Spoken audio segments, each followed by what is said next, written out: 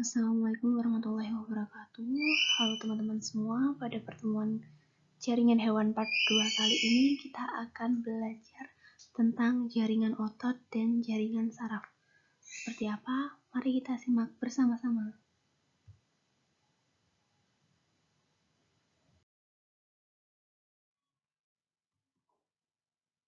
Oke, sedikit mengulang jaringan hewan part 1. Kemarin kita sudah membahas tentang jaringan ikat, jaringan epitel, dan spesialisasi dari jaringan ikat.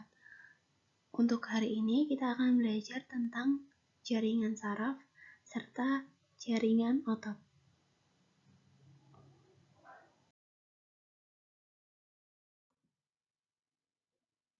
Tahukah teman-teman semua apa yang dimaksud dengan jaringan otot?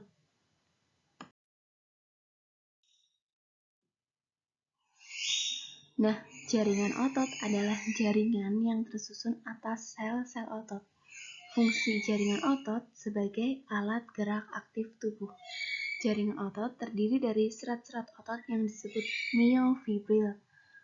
Otot dapat bekerja secara aktif dengan cara kontraksi atau memendek dan relaksasi atau memanjang dengan bantuan protein aktin, protein myosin, ATP, dan Ca2+. Serat otot atau myofibril tersusun atas sarkomer.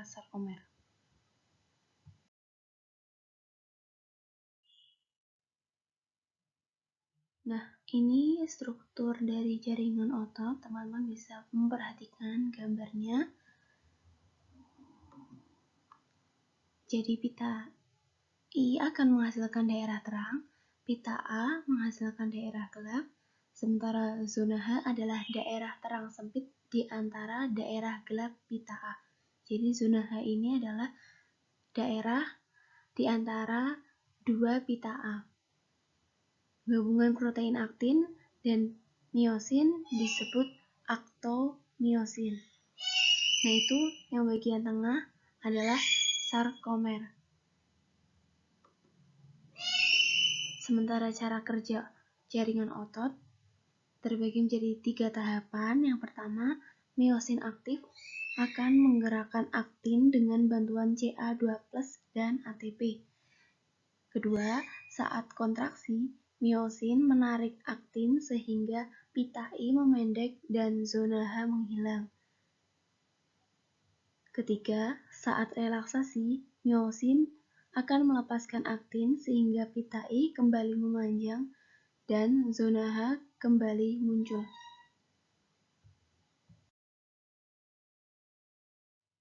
Klasifikasi jaringan otot.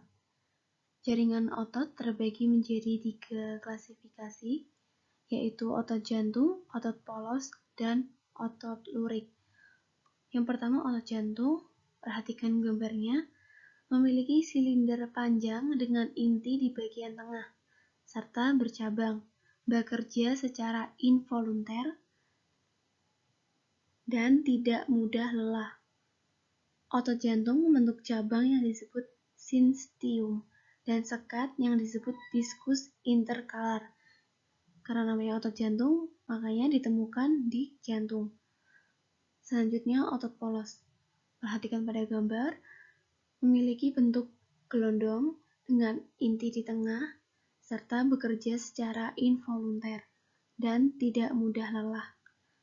Teman-teman bisa menjumpai otot polos ini pada jaringan pada usus, lambung, pembuluh darah, kandung kemih, rahim, serta organ dalam dan rongga tubuh lainnya.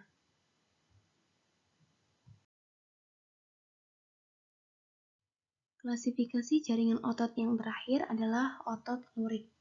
Perhatikan pada gambarnya, otot lurik memiliki bentuk silinder panjang dengan inti di tepi, serta tidak memiliki percabangan, bekerja secara sadar atau volunter,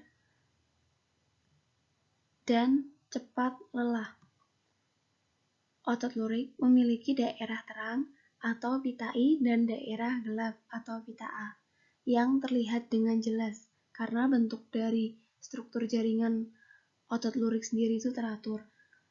Otot lurik dapat dijumpai pada otot yang menempel pada tulang.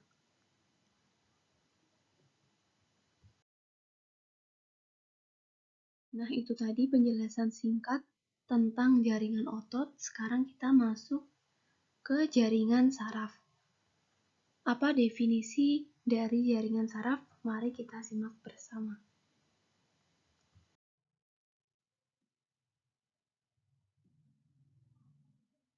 Jaringan saraf membentuk sistem saraf. Sistem saraf sendiri berperan utama dalam menjamin kepekaan hewan terhadap lingkungannya. Sistem saraf berperan dalam menanggapi pengaruh yang terjadi dari lingkungan, mengendalikan gerakan otot, sekresi kelenjar, dan berperan besar pada tingkah laku naluri. Jaringan saraf terdiri atas sel-sel saraf yang disebut neuron.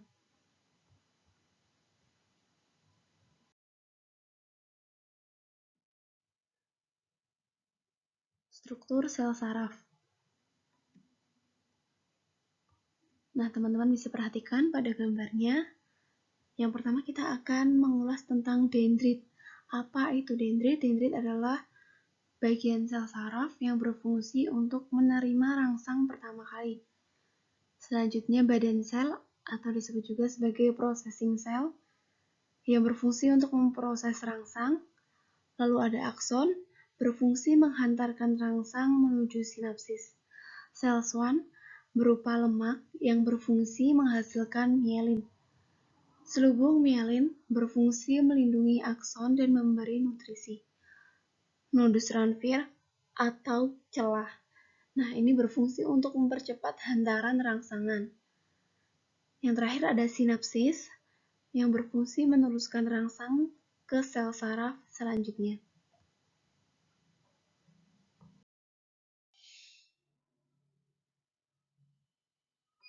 Macam-macam neuron atau sel saraf. Jadi sistem saraf itu tersusun atas jaringan-jaringan saraf. Sementara jaringan saraf sendiri tersusun atas puluhan hingga ratusan sel saraf.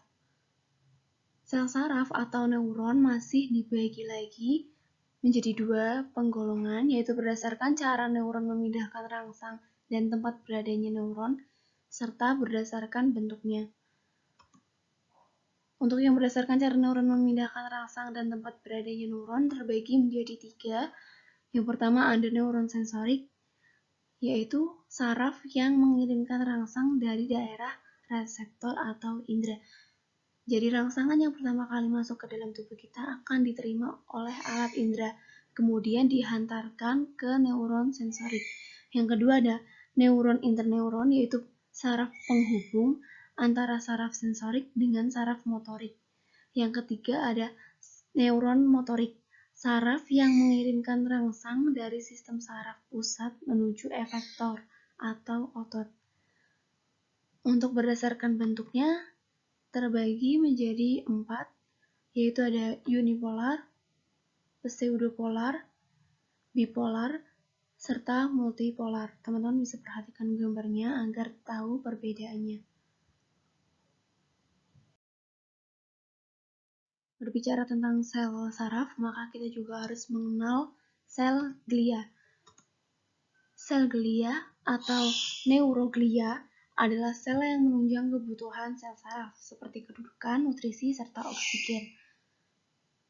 Macam-macam sel glia ada sel satelit yang berguna untuk regulator zat kimia, ada sel Schwann yang berguna untuk melindungi akson dan membentuk selubung mielin, ada sel ependimal yang melapisi sistem saraf pusat dan pengisi cairan cerebrospinal, ada mikroglia yang berfungsi untuk fagositosis, ada astrosit yang berfungsi untuk penyokong sel saraf, serta oligodendrosit yang berfungsi sebagai penyokong sel saraf.